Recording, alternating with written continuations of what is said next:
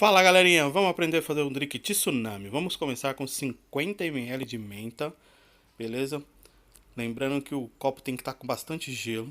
Vamos adicionar agora 50 ml de vodka de frutas vermelhas, bem devagar usando a base do gelo. Pode ver que eles não se misturam. E para completar, 100 ml de Sprite ou da sua preferência, água tônica, tanto faz, beleza? E olha só que lindo que fica. Agora vamos colocar um morango para decorar e tá aí, ó. É o drink de tsunami, galerinha. Vem comigo, segue a gente.